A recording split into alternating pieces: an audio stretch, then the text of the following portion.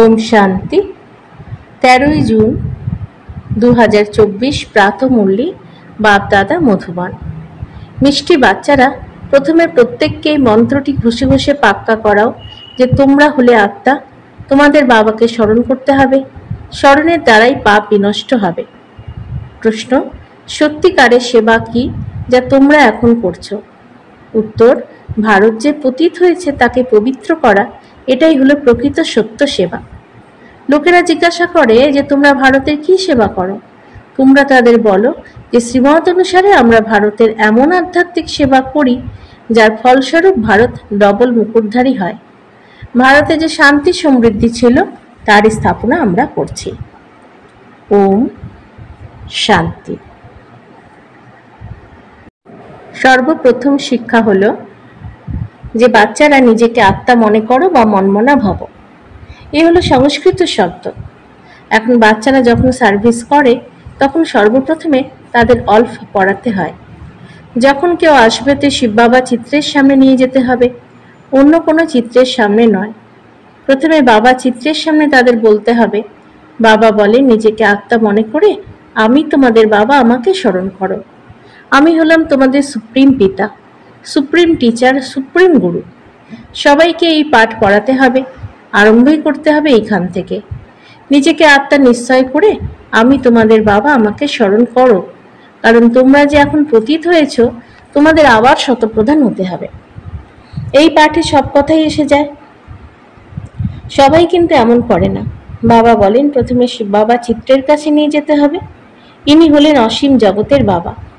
বাবা বলেন মামে কম স্মরণ করো, নিজেকে আত্মা মনে করো, তাহলে ভবসাগর পার হয়ে যাবে। স্মরণ করতে করতে পবিত্র দুনিয়ায় তো পৌঁছে যাবে। এই শিক্ষা অন্তত পক্ষে 3 মিনিট করে ঘন্টায় ঘন্টায় পাক্কা করতে হবে। বাবাকে স্মরণ করেছ? বাবা, তিনি বাবাও আবার রচনার রচয়িতাও। তিনি রচনার আদি মধ্য অন্তকে জানেন, কারণ তিনি হলেন মনুষ্য সৃষ্টির বীজরূপ। সর্বপ্রথমে তো এই কথাই নিশ্চয় করাতে হবে। বাবাকে কি স্মরণ করো? এই নলেজ বাবাই দেন। আমরা বাবার কাছ থেকেই নলেজ প্রাপ্ত করে তোমাদের প্রদান করি। সবার প্রথমে এই মন্ত্রটি পাক্কা করতে হবে যে নিজেকে আত্মা মনে করে বাবাকে স্মরণ করো, তাহলে সনাথ হয়ে যাবে। এই বিষয়ে বোঝাতে হবে। যতক্ষণ এই বিষয়টি বুঝবে না ততক্ষণ এগোবে না। বাবার পরিচয়ের বিষয় নিয়ে 2-4টে চিত্র থাকা উচিত। তখন এই বিষয়ে খুব ভালোভাবে বোঝালে তাদের বুদ্ধিতে বসবে আমাদের শিব বাবাকে স্মরণ করতে হবে। তিনি হলেন সর্বশক্তিমান, তাকে স্মরণ করলেই পাপ বিনষ্ট হবে। বাবার মহিমা তো ক্লিয়ার আছে। প্রথমে এই কথা তো অবশ্যই বোঝানো উচিত। নিজেকে আত্মা মনে করে মামে কম স্মরণ করো। দেহে সব সম্বন্ধ ভুলে যাও।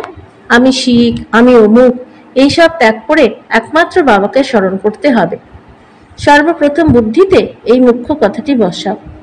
তিনি হলেন বাবা, তিনিই পবিত্রতা, সুখ, শান্তির উত্তরাধিকার প্রদান করেন। বাবাই ক্যারেক্টার শুধরে দেন।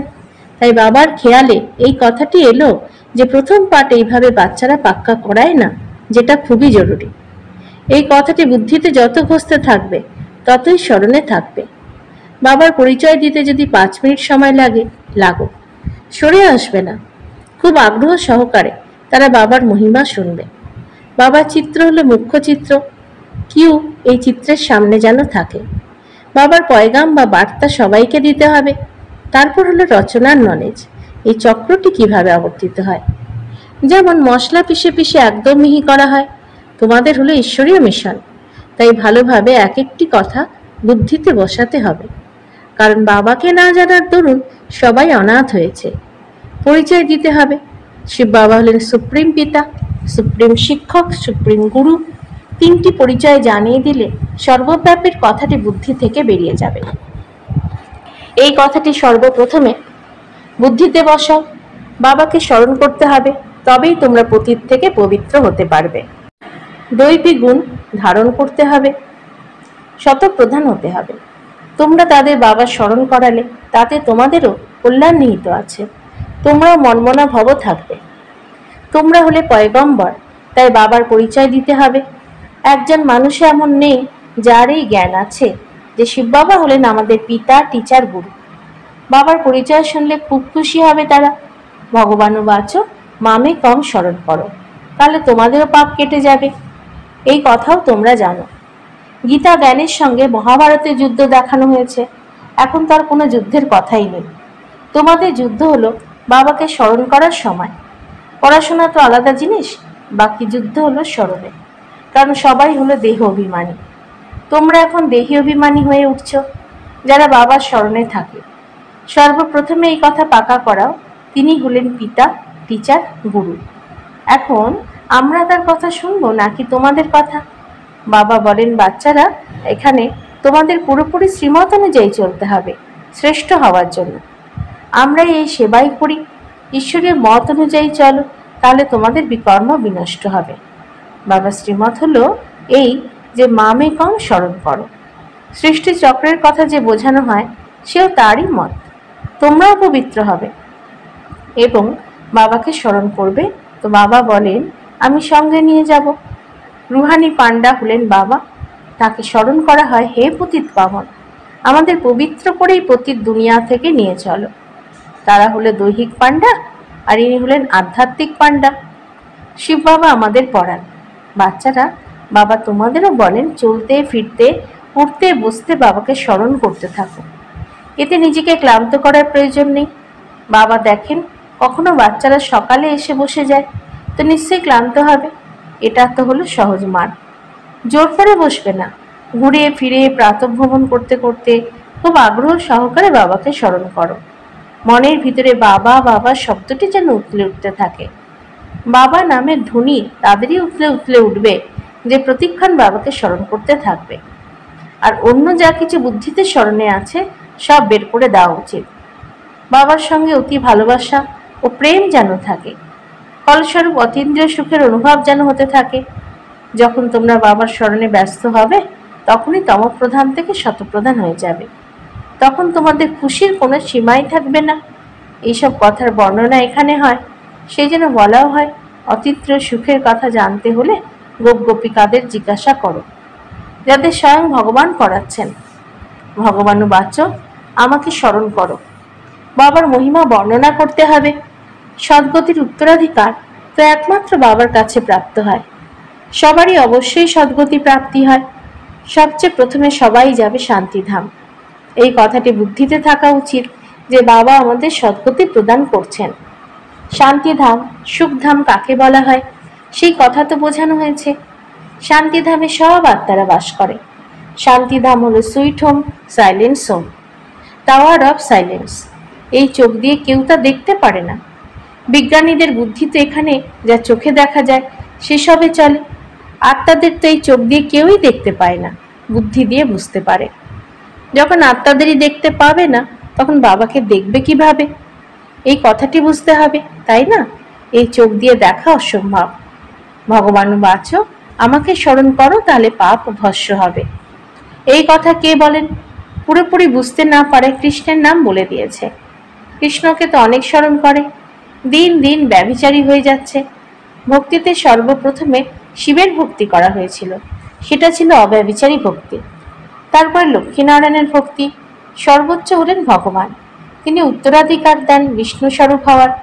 তোমরা শিববংশী হয়ে বিষ্ণুপুরীর মালিক হও। মালা তৈরি হয় তখন যখন প্রথম পাঠ ভালোভাবে পড়া হয়। বাবাকে স্মরণ করা মাসির বাড়ি যাওয়ার মতো সহজ কথা নয়। মন বুদ্ধিকে সব দিক থেকে সরিয়ে এক বাবার দিকে স্থির করতে হয়। যা কিছু চোখে দেখছো সবকিছু থেকে বুদ্ধিযোগ সরিয়ে নাও। বাবা বলেন, মামে কম স্মরণ করো, এতে কনফিউজড হবে না। বাবাই রথে বসে আছেন, তার মহিমা বর্ণনা করা হয়। তিনি হলেন নিরাকার। এনার দ্বারা তোমাদের ক্ষণে ক্ষণে স্মরণ করানো হয়। তোমরা মনমনা ভব হয়ে থাকো, অর্থাৎ তোমরা সবার উপকার করো।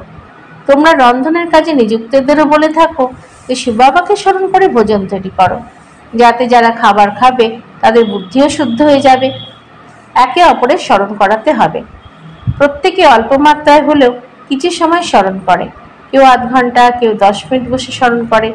আচ্ছা, 5 মিনিটও যদি ভালোবেসে বাবাকে স্মরণ করলে তাহলেও রাজধানীতে আসবে। রাজা রানী সদা সবাইকে স্নেহ করে। তোমরাও ভালোবাসার সাগরে পরিণত হও, তাই সকলের প্রতি ভালোবাসারই ভাবনা থাকবে। শুধুই ভালোবাসা।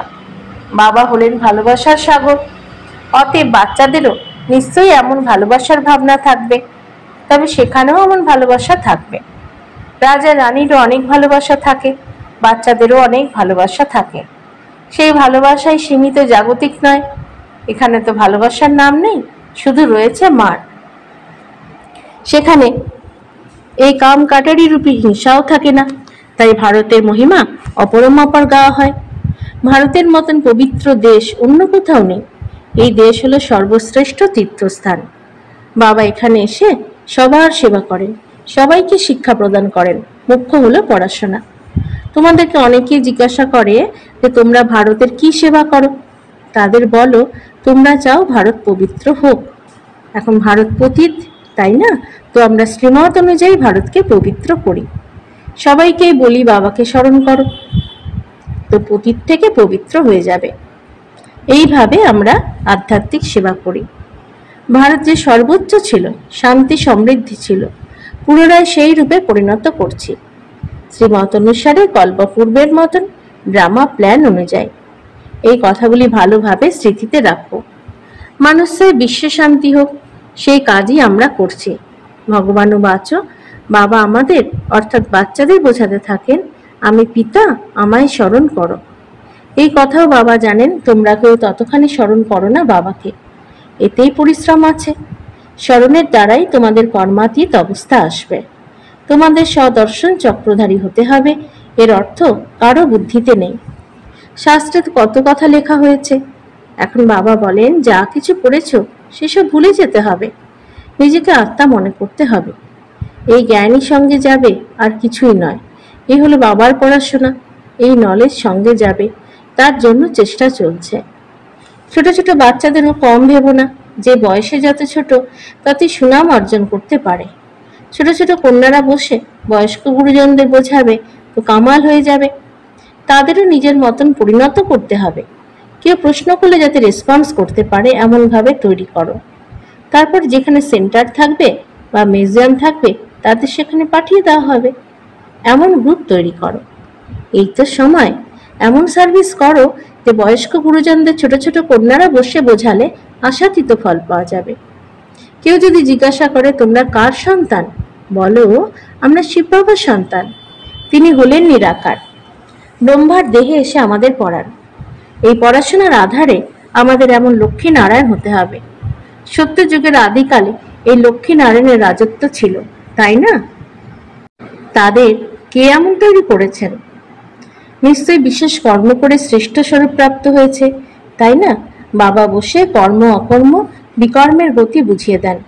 শিব বাবা আমাদের পড়ান, তিনি হলেন পিতা, শিক্ষক, গুরু। অতএব বাবা বোঝান, মুখ্য একটি কথাই জোর দিয়ে বোঝাতে হবে। সর্বপ্রথমে অল্প অল্পকে বুঝলে এত প্রশ্ন ইত্যাদি কেউ জিজ্ঞাসা করবে না। অল্প না বুঝিয়ে তোমরা বাকি চিত্রগুলি বোঝালে তারা মাথা খারাপ করে দেবে। প্রথম কথাই হলো অল্প। আমরা শ্রীমত অনুযায়ী চলি।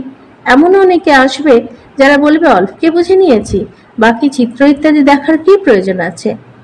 আমরা অল্পকে জেনে সব কিছুই বুঝে নিয়েছি, ভিক্ষা পাওয়াও হয়ে গেছে, তা নিয়ে চলে যাবে। তোমরা ফার্স্ট ক্লাস ভিক্ষা দান করো। বাবার পরিচয় দিলেই বাবাকে যত স্মরণ করবে তো তম প্রধান থেকে শতপ্রধান হবে। আচ্ছা, মিষ্টি মিষ্টি হারানিধি বাচ্চাদের প্রতি মাতা পিতা বাপদাদার স্মরণে স্নেহ সুমন আর সুপ্রভাত। আত্মাদের পিতা তার আত্মারূপী বাচ্চাদেরকে জানাচ্ছেন নমস্কার। আমাদের বাপদাদাকে ধন্যবাদ, নমস্কার। ধারণার জন্য মুখ্য সার ১, অতীন্দ্রিয় সুখের অনুভব করার জন্য স্মৃতিতে বাবা বাবা শব্দ যেন উঠলে উঠলে উঠতে থাকে। জোর করে নয়, সহজভাবে বাবাকে চলতে ফিরতে স্মরণ করো। বুদ্ধি সব দিক থেকে সরিয়ে একের প্রতি নিয়োজিত করো। ২, যেমন বাবা হলেন ভালোবাসার সাগর, তেমনি বাবার মতো ভালোবাসার সাগর হতে হবে। সবার উপকার করতে হবে, বাবার স্মরণে থাকতে হবে এবং সবাইকে বাবার কথা স্মরণ করাতেও হবে। বরদান, শান্তির শক্তি সাধনগুলির দ্বারা বিশ্বকে শান্ত করা আধ্যাত্মিক শস্ত্রধারী ভব। শান্তির শক্তির সাধন হল শুভ সংকল্প, শুভ ভাবনা আর নয়নের ভাষা। যেরকম মুখের ভাষার দ্বারা বাবার বা রচনার পরিচয় দিয়ে থাকো, সেই রকমই শান্তির শক্তির আধারে নয়নের ভাষার দ্বারা, নয়ন যুগলের দ্বারা বাবার গুণগুলিকে অনুভব করাতে পারো। স্থূল সেবার সাধনের থেকেও বেশি সাইলেন্সের শক্তি হলো অতি শ্রেষ্ঠ। আধ্যাত্মিক সেনার এটাই হলো বিশেষ শস্ত্র। এই শস্ত্রের দ্বারা অশান্ত বিশ্বকে শান্ত বানাতে পারো। স্লোগান: নির্বিঘ্ন থাকা আর নির্বিঘ্ন বানানো, এটাই হলো সত্যিকারের সেবার প্রমাণ। ওম শান্তি।